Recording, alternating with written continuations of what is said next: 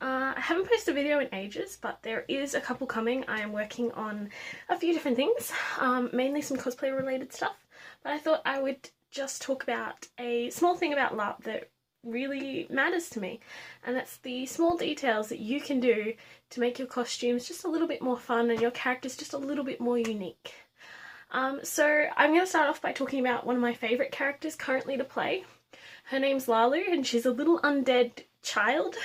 She'll always say that she's 6 turning 7 because her birthday was tomorrow, but that's because she died the day before her birthday, and so she can't have her birthday because she can't get any older. So she doesn't have any weapons on her that people can see, and she's not got any magic or nothing to protect her. However, what I've done to make my character a little bit more unique is I actually gave her a prop like a little kid. They would have a bear, and let's get rid of that feather. And so anyway, this bear I bought for about 50 cents from a Salvation Army, and it was not this ratted and tattered, but it was really nice, and I felt so bad as I was hacking it apart and ripping it up and covering it in paint and goop and stuff. But I had always had this idea that this little kid should have a bear, and that should be her protector. And so I put all these little holes and things, and I ripped off an eye, and I've given it a handprint, which that is actually my handprint. So just to add to that character feel, I also put a whole bunch of dirt and muck on it. And you don't just cover the front of it, you can cover the back as well. I've put like some stains and stuff, and I've put some holes, and I shredded the little tail a bit as it had been caught on like fencing or just on bushes as she's running around. But the main idea for this is my character needed a way, because she doesn't have any weapons, to be able to attack without people knowing. So the idea of her is she's this little sweet innocent little kid that no one suspects because she doesn't carry around a giant sword, she doesn't have a giant shield, she's just a little kid covered in scars and bruises, and I'll try and add pictures if I can. But yes, so she's designed not to be able to protect herself unless people don't know her, because I've put a hole under here, under his little bow tie thing. She named it Charlie. I don't know why, she just did. And this actually corresponds with this hole in the back here. And this is where she will hold it. I actually put a small dagger that I got from Epic Armory. It's the little throwing weapon one. I will also try and put a picture if I can find it. But it looks almost like it's carved from a stone. And I thought this was a really cool idea because she's a little kid. She wouldn't be able to go and get a knife, but she could carve one if she really wanted to. So that actually sits across the body like that. So she'll walk up to you and she'll be like, "Oh, can I have a hug?" And then you whisper backstab in their ear as the little sword, you can push through with the back of your hand, stabs them in the back, and they fall to the floor and they're dead. So I thought that was a really cool idea for her, and it just adds a little something to her character. It gives a bit of thought and background to it, rather than just this little kid running around that can't really defend herself. And she picks up random things and she'll often hide them in her bear. So that's what this little feather was. I think I stole it off someone's hat last game that I played.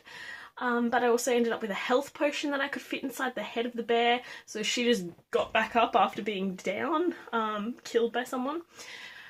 Well, injured. She can't really die. But she also carries around her gold. Will be in one of the hands of the bear so that no one can steal it off her because it's technically not on her. So that's just a little something that I came up with for that specific character. There's a couple of other ones that I think, like if you're playing a shifter character, invest in that couple of $10 or not even. I think you can get ones for like $5, probably off eBay, for a couple of little fake teeth to give yourself that little girl look.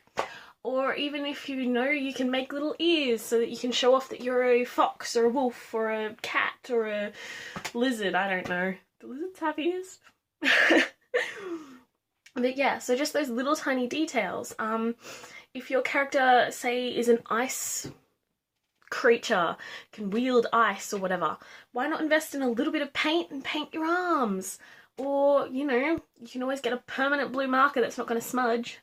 And it's not going to cost you a lot, but it just builds to your character rather than just being like, I have a sword and a shield and a pair of jeans. Which I don't recommend doing. That's no fun, and that ruins everyone's immersion. But yeah. So when you're thinking about your character, why not come up with something unique and different? There's hundreds of different ideas. You can pull it from stories, you can pull it from anything. Just a small thing can make the biggest difference. Like my character that I play, Vipin, who's a shifter. I have those little fake teeth. I didn't for the first few games that I played her, and I was so annoyed because I just wanted that little her look when I got mad. And then I bought them at one of the conventions that I went to last year, and I love them to death. I just want to wear them all the time. It's stupid, but they're so comfortable. I think it cost me $10, and it was just one of the ones that you put a little bit of goop, I like to say, inside the actual fake tooth, hold it onto your tooth for a few minutes, and it actually molds to the shape of your teeth, so you can take them in and out really easy and they don't move. You can talk with them. It's pretty good. But then my other character, Flame, I couldn't really think of anything to make her character a little bit more wow-ish and a little bit more unique. So she's an elf. I have elf ears, but she wears a hood all the time, so I don't really need to wear them, nor do I need to try and put them on. I suck at elf ears, unfortunately. But what I did do was I got the scale mail that I have been looking into making, and I must admit I enjoy making it. It's so much fun now. And I searched up a couple of different designs. I found a design that was a shoulder piece, so it's not restrictive or anything, but then I played with what colours I used in it, and so I've done an orange one with a red stripe and a red one with an orange stripe because my character is obsessed with fire. So that's kind of my representation of her being like, I want to be one with the colours of the fire, I want to be part of it, I want to have it burn me and melt this steel into my flesh. She's a little bit crazy, so that kind of really fits her. But I'm also investing in putting it down her spine so that it's not just one piece, it's a decorative piece rather than being something that could protect her. But because she is an assassin, it would be handy having that little protection on her back. Like, you know, you can't backstab me, even though you could, but it's just that little bit of something, like, gives her a little bit of extra pizzazz rather than just running around in a hooded top thing, a vest over that, a couple belts, and a pair of pants. But yeah, I will always suggest when you create a character, try and think of something that's unique and different for them. I have an idea for a lightning elemental that I'm planning on doing soon, and my idea is that everywhere she goes, because her body is lightning, she burns the ground or she burns things that she touches, because lightning is electricity, it's going to fry things. So the idea is she's going to have gloves that I'm looking at trying to find some really nice ones that will fit her character. But that's the way she can touch and interact with the world, because they're going to be rubber-based material. They're not going to look like that, but they're going to be infused with it, supposedly. So that'll just add a little bit of something. So like if she touches you in any other part of her body, it's going to hurt her and you. So just a little bit of an idea I had for her, as well as like adorning myself in lots of yellow materials. And because I want her to be a little bit upper class nature, I'm doing that little bit more fancy look, some little lightning jewelry, a headpiece that looks like lightning bolts, just that little bit of something that will give her a bit more character, a bit more uniqueness, and she'll stand out when she's walking around on the days of the larps. But yeah, so if you have any characters and you want some suggestions for what you could do to make them a little bit more unique, just look at their storyline, look at what they're based on, and take things from, well, around the world really, and pull them into what you think you could make. Like Lalu, she's a little kid, what is she gonna need? She's gonna need a stuffed toy. I can make that unique, I can make that individual, I can extend it if I wanted to.